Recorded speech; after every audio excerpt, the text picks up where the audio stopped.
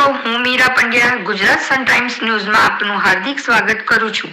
વર્ણામા ગામે વર્ષ 2005 થી બાબરિયા કોલેજ કે જે હાલમાં જેપીયુ કોલેજ નામથી ઓળખાય છે, તેના દ્વારા છેલ્લા 10 વર્ષોથી ખુલ્લી ડ્રેનેજનું દુર્ગંધયુક્ત પાણી સરકારી કામમાં છોડી ગંદકીનું સામ્રાજ્ય ફેલાવેલ છે, જે અંગે ગ્રામજનો તથા નવી ચૂંટાયેલી ગ્રામ પંચાયત બોડી દ્વારા બાબરિયા કોલેજના ચેરમેન જગદીશભાઈ પટેલને કર્યો હોવા છતાં આ ડ્રેનેજની કોઈ પણ પ્રકારની કામગીરી કરવામાં આવી નથી।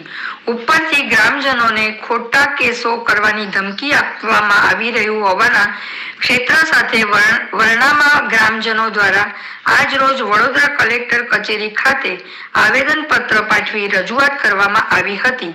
સાથે જ વધુ આક્ષેપ કરતા જણાવ્યું હતું કે સરકારી નાણાંની પોતાના કોલેજના રોડ બનાવવામાં ઉપયોગ કરવામાં આવેલ સાથે જ ગુજરાત સરકાર દ્વારા દાદા ભગવાન મંદિરથી વર્ણામા ગામના સ્મશાન સુધીના સરકારી રોડ ઉપર રોડ બનાવવા જે મંજૂરી આપેલ હતી તે કામગીરી પણ અધૂરી છે।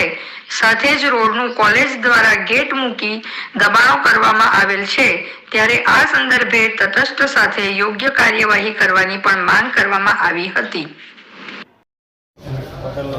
રાજકીય હક ધરાવતી ધારાસભ્ય કે સંસદ સભ્યને નહીં ગાંઠતી આ સંસ્થા સામે આજ રોજ અમે રજૂઆત કરવા માટે આવેલા છે કલેક્ટર ઓફિસમાં। કયા વિષયને લઈને?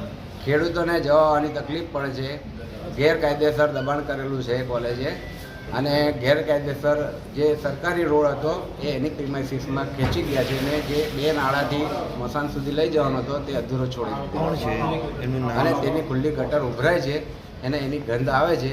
15 વર્ષથી વર્ણામા પંચાયત મિલી ભગતને લીધે એમનું ચાલ્યા કરતું હતું બધું, પણ હવે નવી પંચાયત આવતા બંધ કરેલું છે, એટલે એ ગામના આગેવાનોને ખોટી રીતે હેરાન કરવા ક્યાંથી ગટરો ઉભરાય છે અને શું સમસ્યા લઈને આવ્યા છે?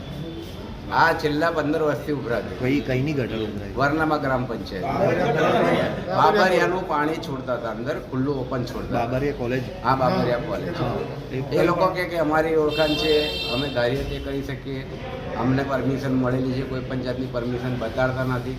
એમને જાતે જ એસ્ટિમેટ મગાવ્યું હતું, અમે એસ્ટિમેટ આપ્યું, હવે એવું કહે છે કે એસ્ટિમેટ વધારે છે। અમે એવું કીધું કે તમે જ બનાવી લો ને, તમારા ખર્ચે બનાવી લો, તમારે સમસ્યા થાય છે એ ગટરોના લીધે શું સમસ્યા? કોલેરા,